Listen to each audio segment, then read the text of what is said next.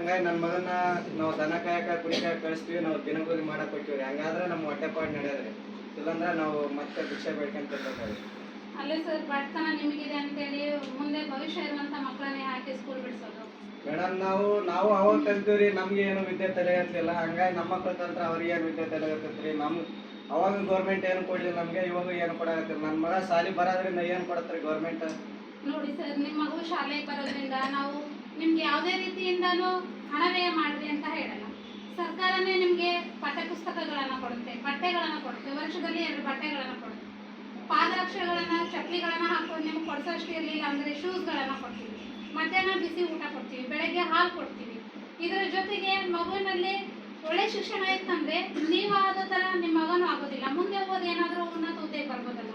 ಹೌದನ್ರಿ, ಇಷ್ಟೆಲ್ಲ ಸರ್ಕಾರಿ ಸೌಲಭ್ಯ ಅದಾವನ್ನ ನಮ್ಗೆ ಗೊತ್ತಿದ್ದಿಲ್ರಿ. ಅವಾಗ ನಾವು ಈ ತರದ ಶಾಲಿ ಕಲ್ತಿದ್ರೆ ನಮ್ಗೆ ಏನಾದ್ರು ಗೊತ್ತಾಗ್ತಿತ್ರಿ. ಆಯ್ತ್ರಿ, ನಿಮ್ಮಿಂದ ನಮ್ಗೆ ಒಳ್ಳೆ ವಿಚಾರ ಗೊತ್ತಾದವ್ರಿ. ಇನ್ಮೇಲೆ ನನ್ನ ಮಗನ ಶಾಲೆ ಬಿಡ್ಸಲ್ರಿ, ಡೈಲಿ ಶಾಲೆ ಕಳಿಸ್ತೀವಿ.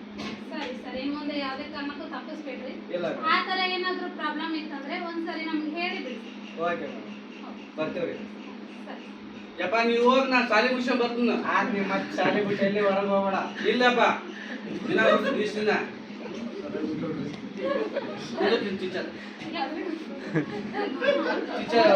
ಇವತ್ತು ತುಂಬಾ ದಿನಗಳ ನಂತರ ದುಂಡಪ್ಪ ಶಾಲೆಗೆ ಬಂದಿದ್ದಾನೆ. ಟೀಚರ್ ನನ್ನ ಮಗ ಬಾಳ ಓಡಾಡದನ್ರಿ, ಅವ್ ಮಧ್ಯೆ ಓಡಾಡ್ತಾನ, ಕರ್ದು ಕೂರ್ಸಿರಿ. ಇಲ್ಲ ಸರ್, ನಾನು ಅದಕ್ಕೆ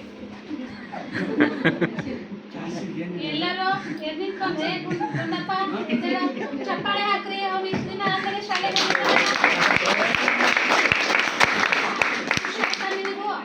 ಹ್ಞೂ ರೀ ಟೀಚರ್, ಖುಷಿ ಆಗೈತಿ. ಇವ್ರೆಲ್ಲ ಯೂನಿಫಾರ್ಮ್ ಹಾಕೊಂಬಂದಾರೆ, ನನಗೆ ಯೂನಿಫಾರ್ಮ್ ಬೇಕು ಈಗ.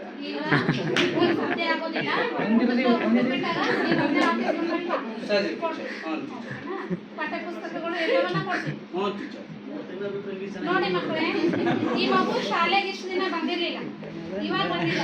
ಅವ ಬೇರೆ ಯಾರು ಅಲ್ಲ, ನಿಮ್ಮ ಫ್ರೆಂಡು, ನಿಮ್ಮ ಕ್ಲಾಸ್ಮೇಟ್.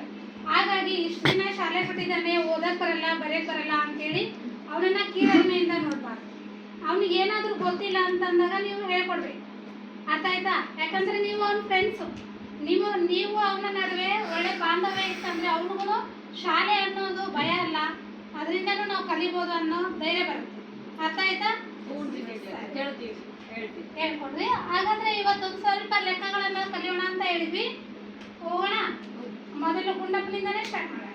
ಗುಂಡಪ್ಪ, ಶಾಲೆ ಬಿಟ್ಟಾಗ ಏನೇನ್ ಮಾಡ್ತಿದ್ದಿ? ಕುರಿ ಕಾಯಕ್ರಿ, ದನ ಕಾಯಕ, ನೀರು, ಉಪ್ಪಿ ಕಾಯಕ. 2 ಕುರಿಗೆ ಎಷ್ಟು ಕಾಲು ಇರ್ತವೆ? ನನಗೆ 2 ಅದ ರೀ ಕುರಿ. 4 ರೀ ಟೀಚರ್. 2 ಕುರಿ 8 ರೀ. 8 ಕುರಿನಲ್ಲಿ 2 ಕಾಲು ಕಳು ಬಿಡು. ಎಷ್ಟು ಉಳಿತು? ಸಾಯ್ತವಂತಂದೇಳು. 6 ಟೀಚರ್, 6. 6 ಕಾಲಲ್ಲಿ 2 ಕಾಲನ್ನ ಶ್ವೇತ ಕೊಟ್ಟು ಅಕ್ಕಿ ಹೋದ ಟೀಚರ್ 2 ಕಾಲ.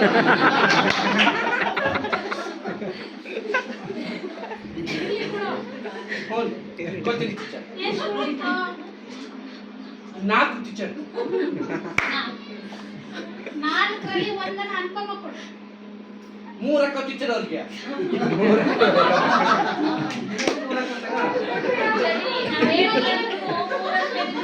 ಎಷ್ಟು ದಿನ ಶಾಲೆಗೆ ಬಂದಿಲ್ಲ ಅಂದ್ರೂ ನಾವ್ ಹೇಳ್ಕೊಟ್ಟಿಲ್ರಿ.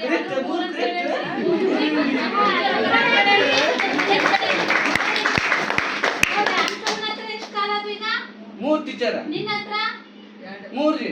3. Very good. ನೋಡ್ರಿ, ಲೆಕ್ಕವನ್ನ ಎಷ್ಟು ಸರಿಯಾಗಿ ಅರ್ಥ ಮಾಡ್ಕೊಂಡಿದ್ದ. ಅಂದ್ರೆ ಪ್ರತಿಯೊಂದು ಮಗು ಶಾಲೆಯಿಂದ ಹೊರಗಡೆ ಉಳಿದ ಮಾತ್ರಕ್ಕೆ ಅವ್ನು ದಡ್ಡ ಅಂತಲ್ಲ, ಅವನಿಗೂ ಜ್ಞಾನ ಇರುತ್ತೆ.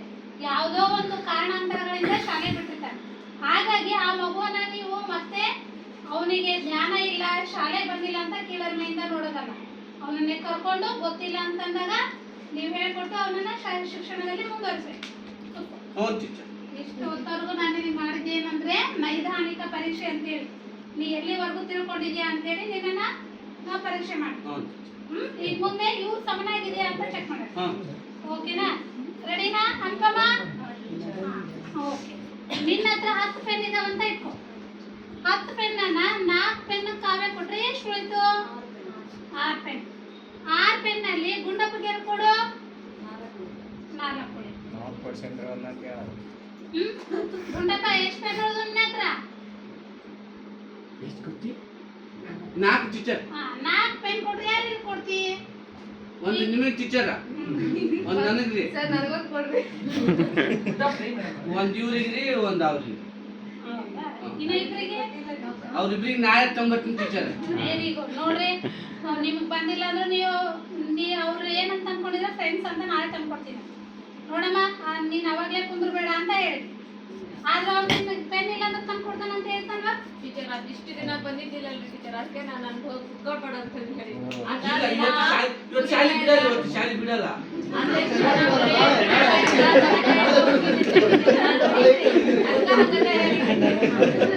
ನೀನ್ ಹಂಗೆ ಹೇಳಿದ್ರೆ ಅವ್ರು ನಮ್ಮ ಫ್ರೆಂಡ್ ಅಂತಾನೆ ತಿಳ್ಕೊಂಡಿದ್ದಾರಲ್ಲ ಟೀಚರ್ ನಾಗತ್ತ ಹೇಳೋದು ವೆರಿ ನೀವೆಲ್ಲರೂ ಒಂದೇ ಶಾಲೆ ಬಿಟ್ಟವರು ಹಿಂದೆ ಕಲಿಕೆಯಲ್ಲಿ ಹಿಂದುಳಿದವರು ಮುಂದುಳಿದವರು ಅವ್ನ ಗಂಡು ಹುಡುಗ ನಾವು ಹೆಣ್ಣು ಹುಡುಗಿರೋ ಅನ್ನೋ ಭೇದ ಭಾವ ಇರಬಾರ್ದು ಸಮನಾಗಿನೇ ವರ್ತನೆ ಮಾಡಬೇಕು ಸರಿಯಾಗಿ ಶಾಲೆನಲ್ಲಿ ಕೂತ್ಕೋಬೇಕು ಸರಿಯಾಗಿ ಶಾಲೆಗೆ ಹೋಗ್ಬೇಕು ಹಾಗಾದ್ರೆ ಮಕ್ಕಳೇ ಈಗ ನೀವೆಲ್ಲರೂ ಅವನ್ನ ಬಿಟ್ಬಿಡಿ ಶಾಲೆಯಲ್ಲಿ ಕಲಿಕೆಯಿಂದ ಹಿಂದುಳಿದಂಥ ಮಗು ಈಗ ಶಾಲೆಗೆ ಬಂದ ಅವನಿಂದ ನೀವು ಏನೇನು ಕಂಡ್ಕೊಂಡ್ರಿ ಏನೇನು ಬದಲಾವಣೆ ಆಗ್ಬೋದು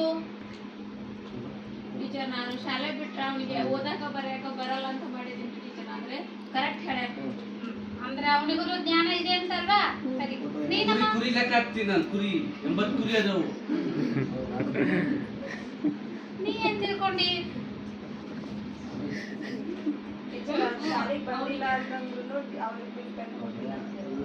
ಸಹಕಾರ ಮನೋಭಾವ ನೀನಮ್ಮ